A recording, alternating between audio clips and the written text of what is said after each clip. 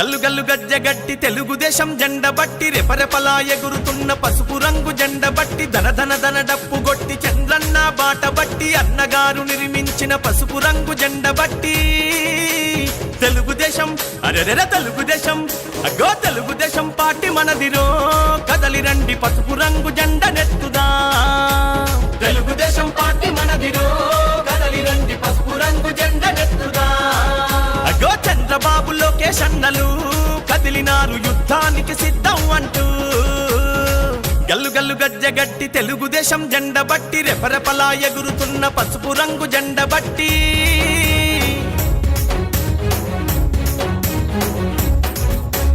నందమూరి ఆశయాల వారసులై వెలిగినారు పలనాటి పౌరుషాల ప్రతీకలై కదిలినారు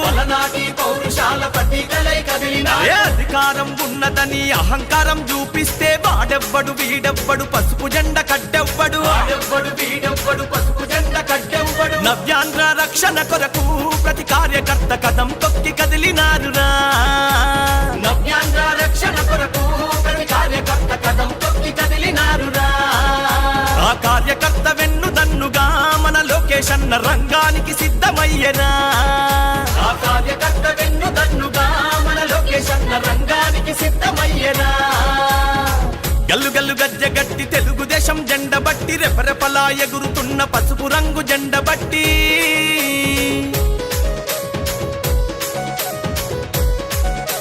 బడుగు బలహీనులకు బంధువైన నాయకులు శ్రమశక్తిని నమ్ముకున్న మేటితరం సేవకులు శ్రమశక్తిని నమ్ముకున్న మేటితరం. ఈ గ్రామంలో మీరు వచ్చేటప్పుడు ఈ గ్రామం వైసీపీకి చాలా మెజార్టీ ఇచ్చిన గ్రామం అండి. దాదాపు 850 ఓట్లు పోయినసారి మెజార్టీ వచ్చింది అని అన్నారు.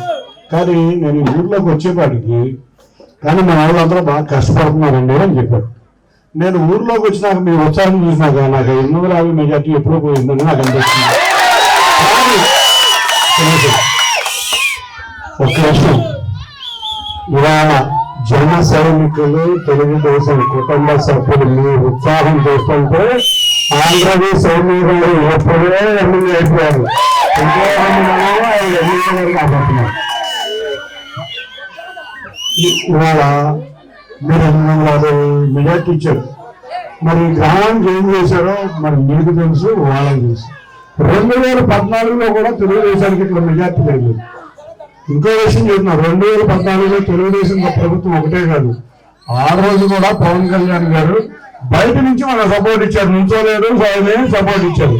రేపు రాబోయేది తెలుగుదేశం జనసేన ప్రభుత్వం. అంతేకాకుండా ఇక్కడ రేపు రిలీజ్ అయిన మేనిఫెస్టో కూడా ఉమ్మడి మేనిఫెస్టో.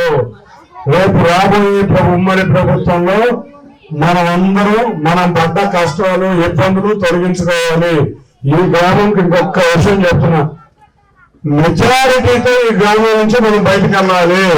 మీరు ఆల్రెడీ బాగా కష్టపడుతున్నారు, అర్థమవుతుంది. వాళ్ళ ఉత్సాహం చూస్తుంటేనే మీరు అంత కష్టపడి జన సైనికులు తెలుగుదేశం నాయకులు కష్టపడి చేస్తున్నారో ఆ ఉత్సాహం ఇంకా 45 రోజుల సమయం కూడా వెచ్చించండి. చాలా కుట్రలు జరుగుతాయి, మీరు తెలుసు. ఒకళ్ళు కాదు, ముగ్గురు వెళ్ళారని నిలుచుకుంటాము. చాలా కుట్రలు జరుగుతాయి. మన నాయకులు ఎంత కలిసికట్టుగా ఉన్నారో మనం కూడా కింద కేంద్రంతో సహా నాయకులు కూడా తెలుగుదేశం జనసేన మధ్య విభేదాలు సృష్టించడానికి ఎన్నో విధాలుగా ప్రయత్నిస్తున్నారు. సోషల్ మీడియాలో తప్పుడు వార్తలు రాస్తున్నారు, వాళ్ళు కలవట్లేదు, వీళ్ళు కలవట్లేదు. ఇటువంటి అపోహలు ఉన్నట్టు చంద్రబాబు నాయుడు గారికి కానీ పవన్ కళ్యాణ్ గారికి కానీ ఏమి చెప్పాలన్నా డైరెక్ట్ గా చెప్పే అవకాశం కాబోయే ఎమ్మెల్యే గారికి వచ్చింది. కాబట్టి మీరు కనుక మంచి మెజారిటీతో గెలిపిస్తే పవన్ కళ్యాణ్ గారి చంద్రబాబు నాయుడు గారి ప్రభుత్వంలో ఆయన అత్యున్నత పదవిలోకి వెళ్ళబోతున్నారు. కాబట్టి అందరూ కష్టపడండి. ఎమ్మెల్యేగా ఉంటేనే ఇట్లా చేశారంటే ఇంకా అత్యున్నత పదవిలో వెళ్తే ఏ విధంగా మన గ్రామానికి చేయబోతున్నారో తెలుసుకోండి. నేను కూడా మరి ఎంపీగా నుంచి నేను ఎత్తులు ఎన్నిసార్లు వచ్చారో లేదో తెలియదు, కానీ నేను ఒక 100 సార్లు వచ్చాను. ఏ సంవత్సరం మన టైంలో 100 సార్లు వచ్చాను. మళ్ళీ వస్తా ఉంటా.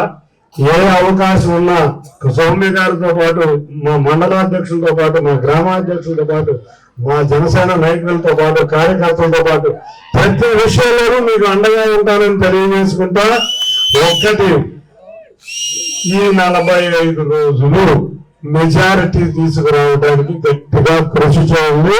మీ గ్రామానికి ఏ సమస్య ఉన్నా మేమందరం కలిసికట్టుగా కృషి చేసి ఈ విషయంలో మీ అందరికి కూడా తెలుసు.